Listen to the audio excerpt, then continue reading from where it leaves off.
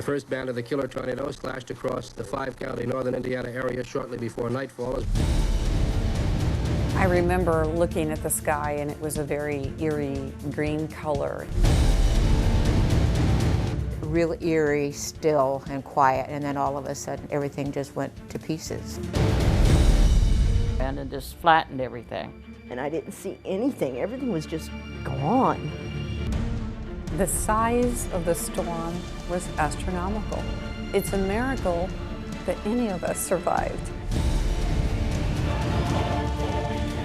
Mention Palm Sunday, and people around Michiana can probably tell you where they were and what they were doing when a tornado outbreak devastated the area in 1965. This was one of the hardest hit areas, the Midway Mobile Home Park in Dunlap, the site of so many homes leveled by those twisters. It was just one of the places the tornadoes touched down, leaving a trail of death and destruction.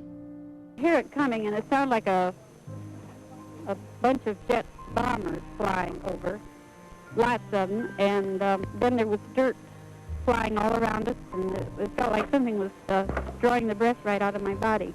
We see a car in the basement.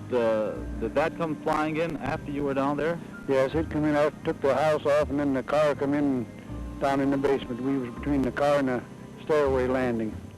271 people died in the Palm Sunday tornadoes, 82 of them from counties in our area. Now, 50 years later, the sights and the sounds are still vivid for those who survived. And so we all just kind of huddled together, and then it was just like this sound of the freight train is exactly what it sounded like, and just a big roar. And I looked out through those 2 picture windows, and I could see that black funnel coming across Coons Lake, and as soon as it hit the water, it immediately turned white. Dead silence. It was just like death. There was nothing. No birds, no people, nothing. I saw my dog, who was under our porch at the time, and she had survived, and everything else was pure desolation. Over the next half hour, we'll hear survivor stories, lives changed forever by the sheer force of the wind, and track the path of the multiple tornadoes that roared across our area. We will also look at the effort to preserve the images and the stories from that fateful day and the outpouring of support that followed. See how that day is still impacting us 50 years later.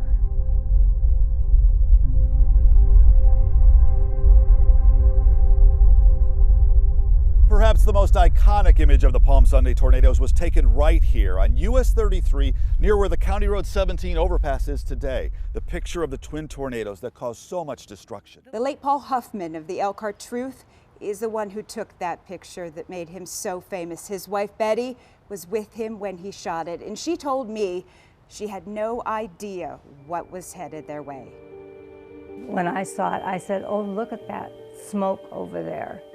And he turned around and looked. He had been through a couple before, and so he turned and looked. And he said, "That's a tornado." It was real.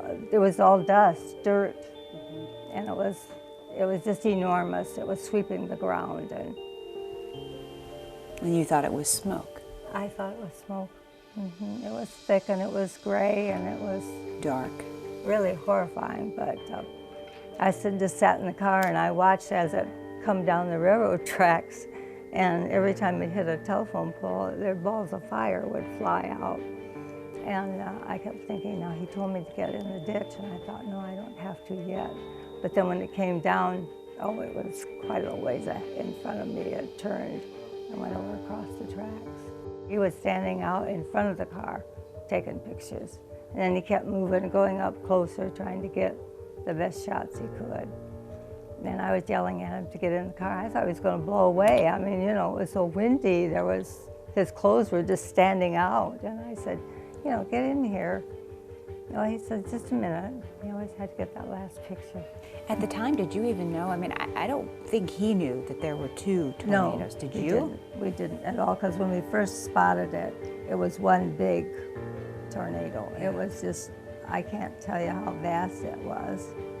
And so we didn't know until he developed the picture when he went back to the Truth that evening, that he knew that he caught the split. I mean, it was so many years ago, but you have a very vivid yes. memory of seeing him standing there Yes, snapping those very pictures. vivid. Matter of fact, at some nights after that, I would think, oh my, I think we're just so glad that we're so thankful that we're alive. Because if it come just a little bit closer, we may not have made it through. Mrs. Huffman says to this day, what she experienced on Palm Sunday 1965 makes her more frightened when she hears there's a possibility of a tornado. Well, news coverage of that day actually started well before the tornadoes hit. All afternoon, TV and radio stations were talking about the storm system that had already caused damage in other areas. And WSBT 22 News was covering every step of it after the twisters started touching down here. The first band of the killer tornado slashed across the 5-county northern Indiana area shortly before nightfall, as we mentioned earlier. The second cluster swirled out of the sky an hour later and ripped across central Indiana. At last count, as we have it from around the state, 91 persons were killed in the state of Indiana by the twisters which hit the state earlier tonight. Retired South Bend Tribune reporter Jack Colwell was a young reporter in 1965. Now, he was in his 20s working in South Bend when the newsroom started getting calls about tornado damage. He told me he headed out to see what was happening. What, in your memory, when you think back to that day and coming upon the scene and seeing that, I mean, what do you remember from that?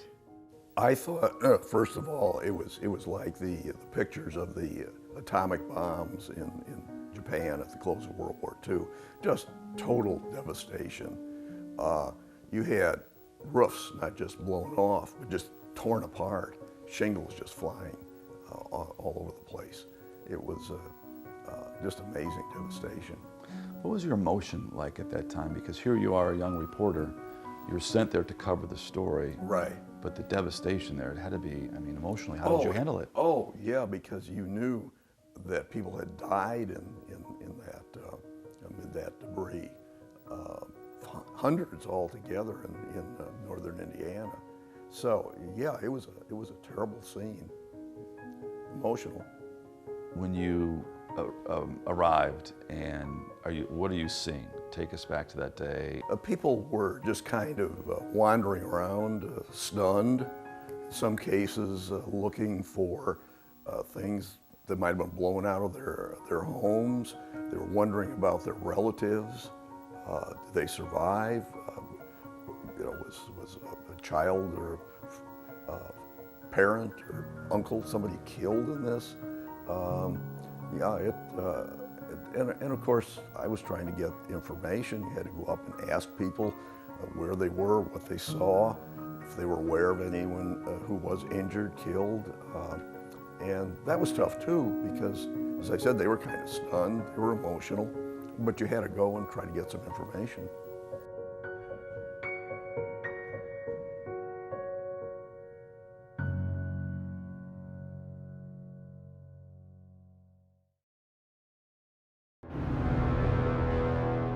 The damage and loss of life in Elkhart County was the focus after the Palm Sunday tornadoes, but the storms actually spawned tornadoes all across northern Indiana. The first to touch down was here in Coons Lake in Starr County, where over 100 cottages were damaged or destroyed. And this slab of concrete is where a boathouse stood until that day 50 years ago.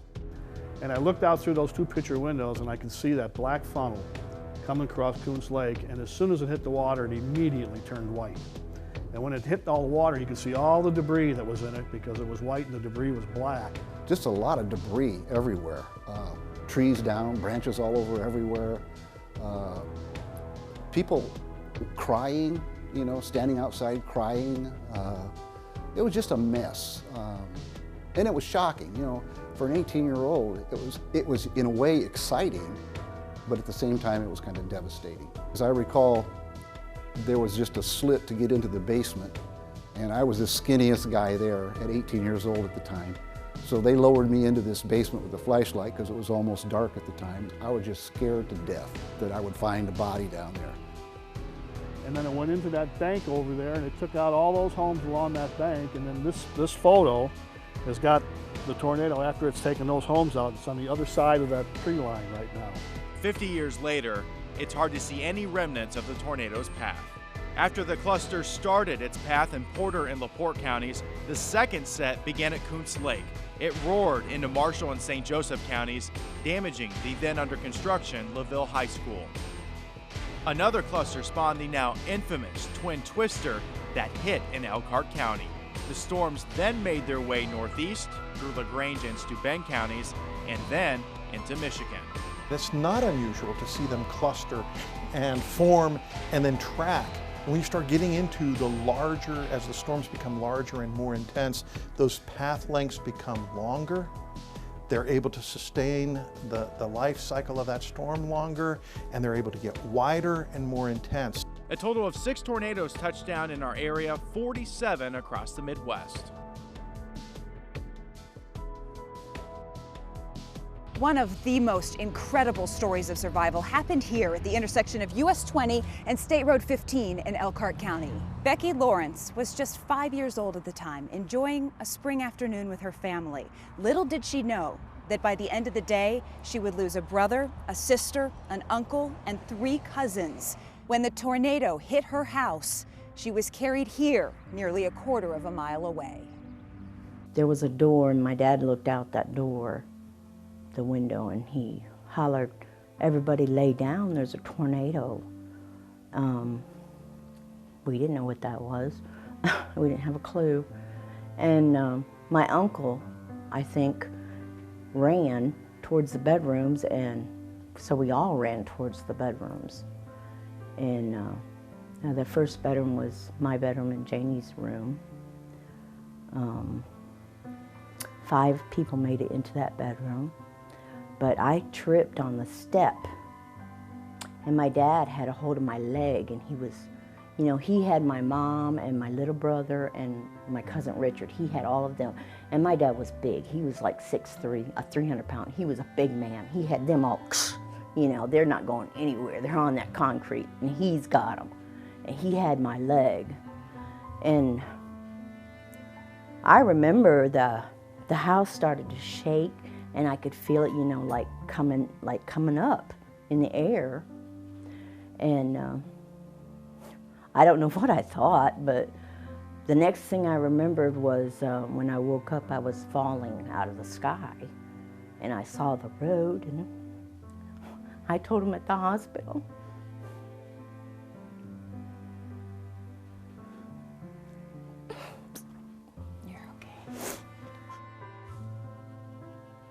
I told him at the hospital that when I saw the road, I had a heart attack.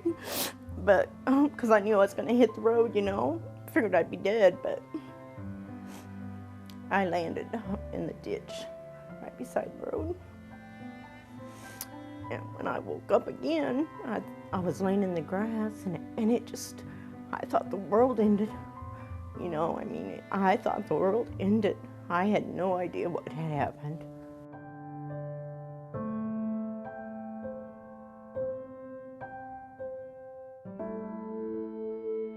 As rescue crews were picking through the debris at Midway Trailer Court, another tornado appeared on the horizon and aimed its destruction towards Sunnyside subdivision in Dunlap. Mae Swafford and her sister-in-law Karen Sharkey were here where their family home once stood.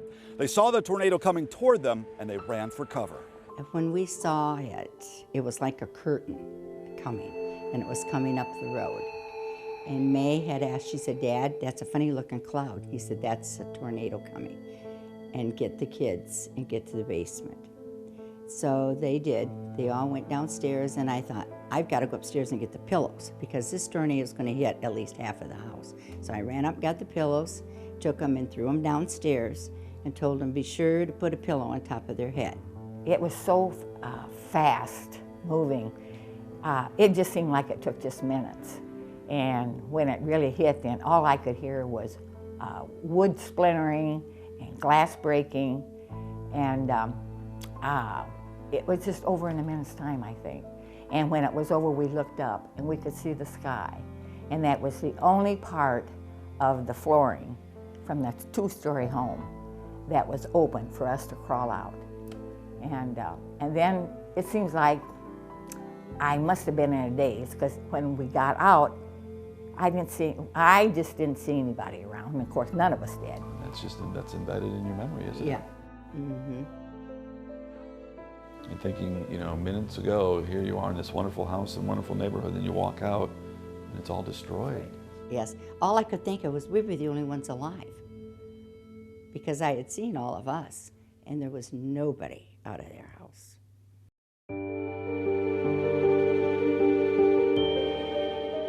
In the aftermath of the storm, President Lyndon Johnson made a trip here to the Sunnyside neighborhood to survey the damage. You can see where homes used to stand. He was mobbed by crowds wherever he went, and a WSBT 22 news reporter asked him about it live at the airport. Mr. President, may we have a few words? May we have a few words for live television, Mr. President? Can you give us your impressions of what you saw in Elkhart County today, sir? Pardon me, sir, at the end of our mic line. Can we have just a few words, please? Well, it's very sad, and we're very sorry that all this tragedy has been visited upon these wonderful people in this good state. We're sorry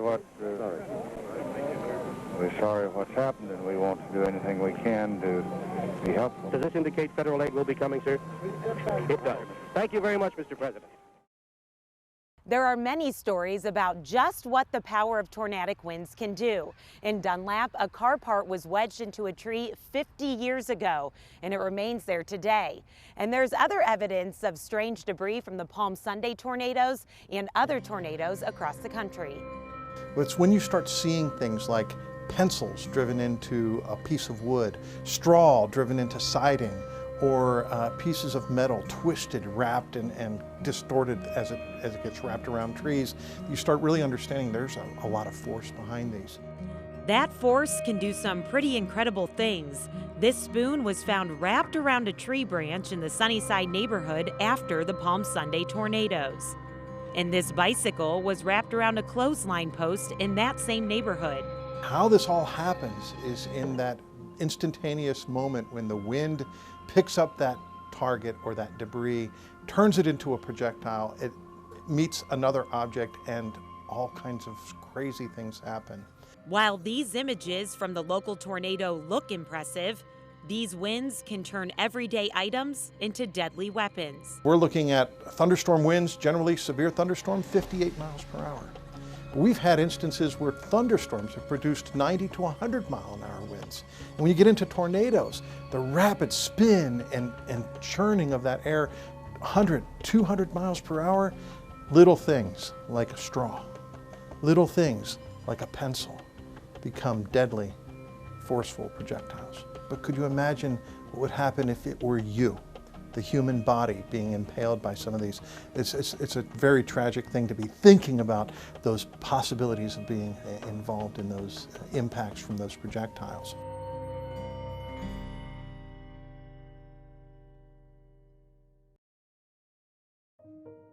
In the years since that Palm Sunday, there have been many tributes. One of them is right here, where Debbie Waters' childhood home once stood.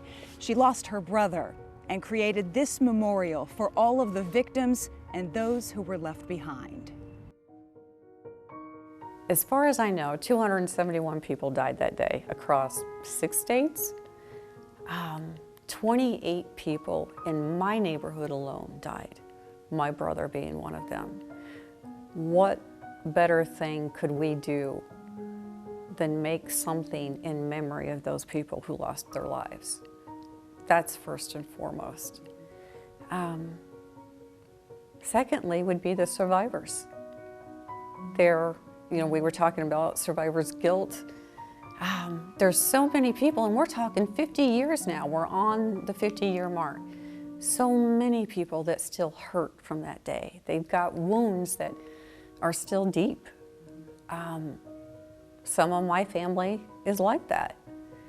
It's for them too. The day that we opened the memorial for the first time, someone prayed, and I believe it to be true, is whoever steps foot on this ground will have peace and closure. And so it's definitely for the survivors. And it's also for my brother, one who suffers from survivor's guilt. Many times you wonder, has this done any good for anyone? Or is it just something everyone's looking at?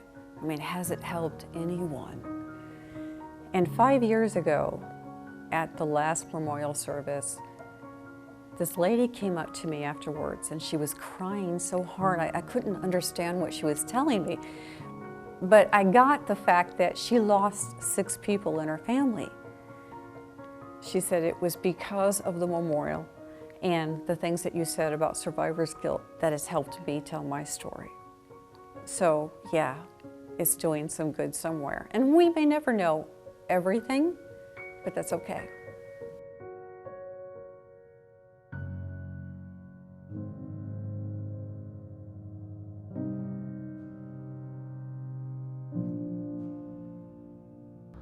As the years pass by, there's been great effort to preserve the stories and images of that terrible Sunday in 1965. The Elkhart County Historical Museum has done just that. The biggest highlight, the aftermath and community response. There's a lot of people that want to remember what happened that day and not forget the people that we lost and the destruction that happened that day. So we're hoping the exhibit kind of does that in a more kind of vital, dynamic kind of way. They're going to be able to see those images and maybe recall the memories. The new exhibit documents the day the tornadoes hit and the days of the recovery. Many of the photos in the exhibit were taken by local media and emergency responders.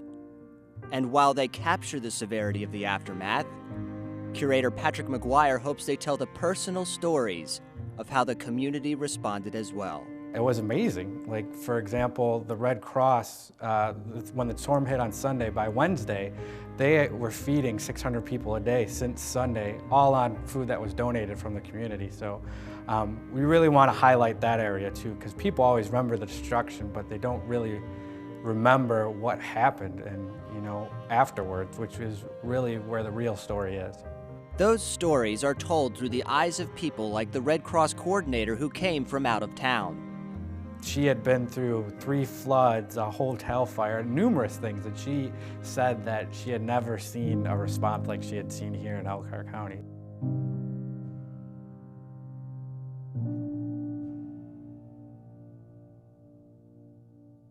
The aftermath from the storms involved more than just the cleanup. For people like Patricia McKinley, it was coming to grips with the realization that lives were lost. Her father sounded the alarm for her family as one of the tornadoes narrowly missed her family's home. He said, everybody lay down. Where you're at, lay down. Huddle together. And that's what we all did. And then I remember hearing him tell my uncle, this is going to be a bad one. This is going to be a bad one. And so we all just kind of huddled together, and then it was just like this sound of the freight train is exactly what it sounded like, and just a big roar. And it was over almost as fast as it came, and we didn't hear it. So then Dad got up, and him and my uncle went out to see if there was any kind of damage or anything. When did you first realize this is bad, people have died, this is very serious? When did it sink in for you? I think when we went back to school, and I can't quite remember how many days we were out of school, but it seemed like a week and a half, something like that. And it was at that point when you didn't see kids that you went to school with. And they had not come back to school. So, it was kind of putting 2 and 2 together and trying to figure it out. I remember Dad talking to Mom every night when he would come home late, and he would say, they thought they were making progress, but then it's like then they would get shot back further than where they were before. But I never understood, and he never explained.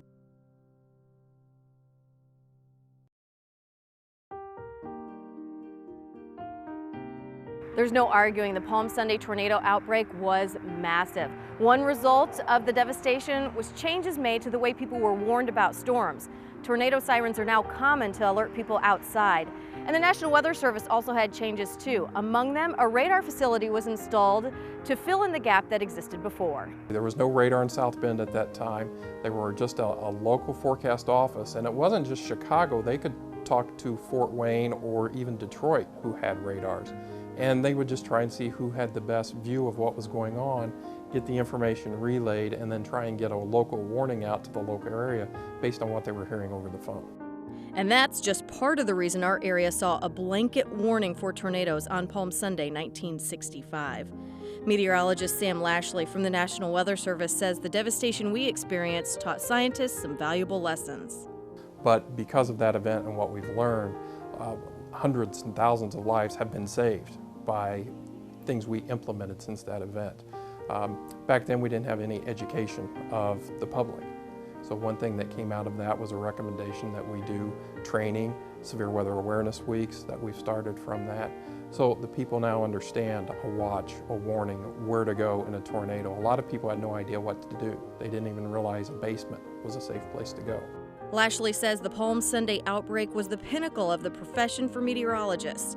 It changed how we do things and improved technology. The local Doppler radar and all the technology we now use makes forecasting an event more precise. The Fujita or F scale measures tornado winds also resulted from surveys of the damage. He took aerial surveys, flew a lot of miles, looked at the damage from the air, and then it took him 5 years to publish this research and all this information that he learned. And then finally in 1971 is when he actually came out with the F scale, which we still use today. It's been enhanced. So we have more information from wind tunnel testing, but it all began with the Palm Sunday event.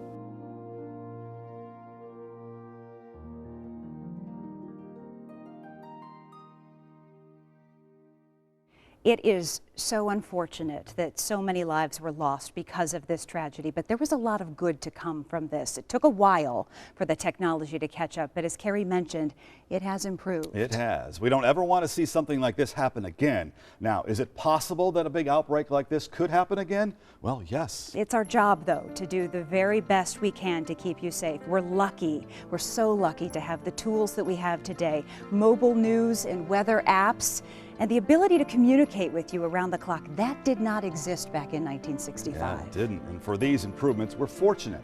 Now, we leave you with a look at some of the iconic images from 1965. Thank you for watching.